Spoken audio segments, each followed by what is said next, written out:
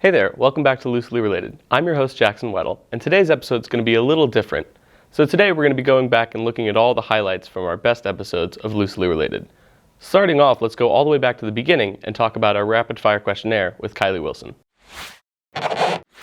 We've come to the part of the show with a rapid fire questionnaire, and you'll have 30 seconds on the clock to draw a mystery pancake while answering as many questions as you can. They don't have to be right, they just have to be fast.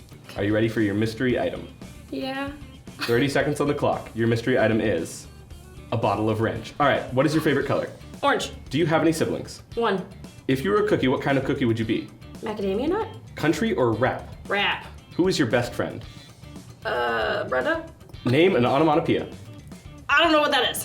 What were you afraid of as a child? The dark. Are you a morning person or a night owl? Depends on the day. You're transforming into an animal right now. What do you choose? A giraffe? Do you have any pets? Yes, a dog. What are their names? Stanley? Do you answer the telephone? No. Why not? I'm a millennial. Fair enough. Coffee or tea? Tea. And that is time.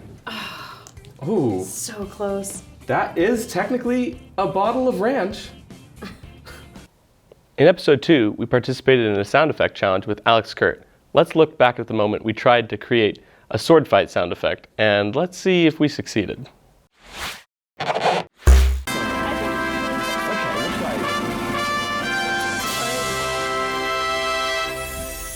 Three, 2, 1.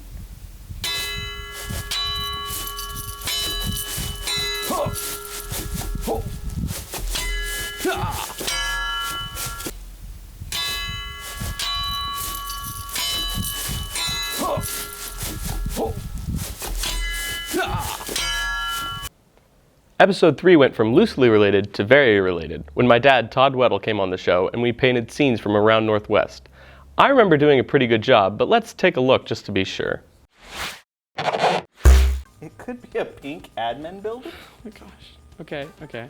What color is this? Okay, I've made decisions. Does the admin building have a point? It's got a little point at the top? No. How long have you been here? I feel like I'm being lied to. No, there's no point. It's square off the top, right in the front. Trust me. I don't. I've been in the building. I don't trust No. you. One of my favorite activities this season was making sock puppets with Steffi Duranby in episode 4. We would make them and act out little scenes. So let's look back at the scene, The Knight and the Dragon. I'm just dragging it along, just eating some small woodland creatures, just wherever they are. Oh, what's that? What's that? What's that? Who's that? Ah! Who's that there? Oh! Avasti! Dragon pirate talks. Sprays of fire! Ah! Take that! Oh no! Oh no! Still going to make it. Into the light with ye, etc. Things vanquished from whence you came. Oh, another one. Slay night, slay. Slay.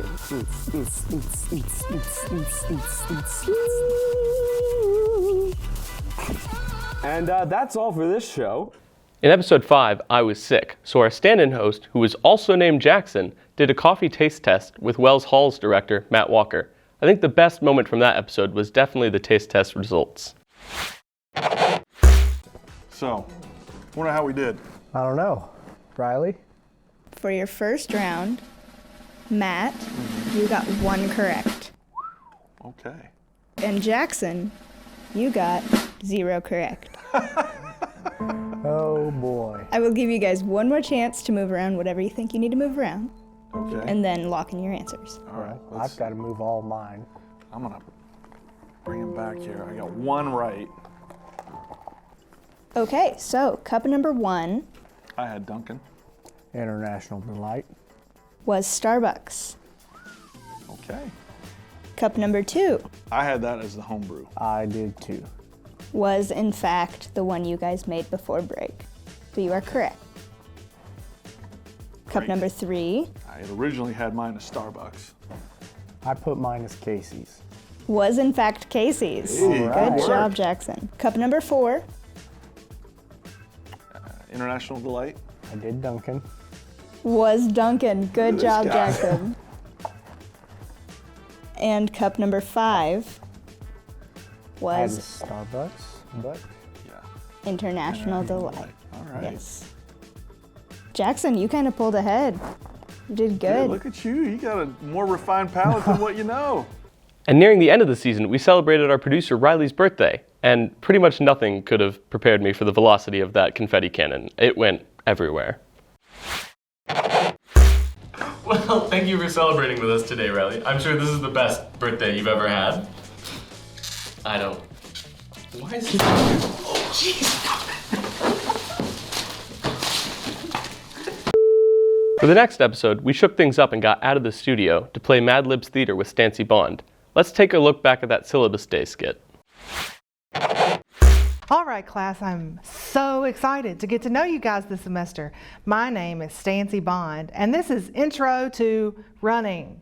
Today, we will be going over the syllabus. Hi, sorry for being late. My cat broke down on the way here, so I had to jump. That's okay, take a seat.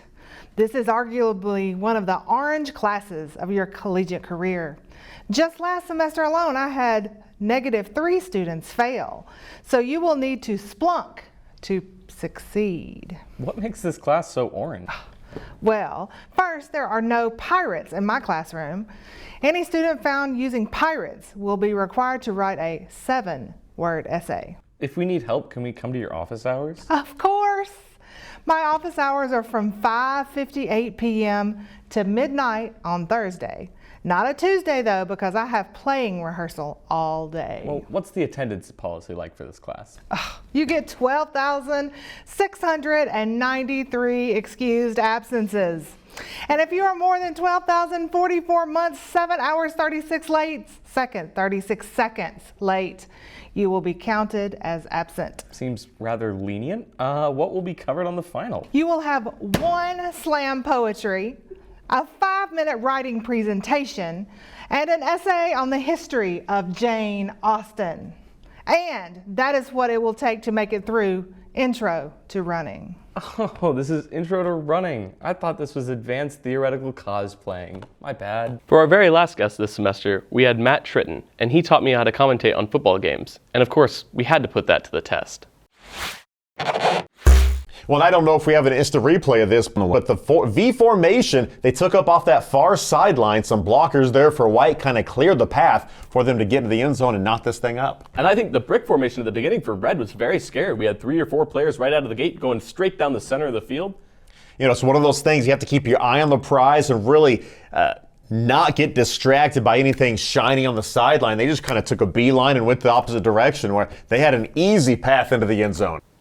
We've had some really fun times on the show this season, and don't worry, we'll be back. But in the meantime, thank you for watching, and I'll see you next semester on Loosely Related.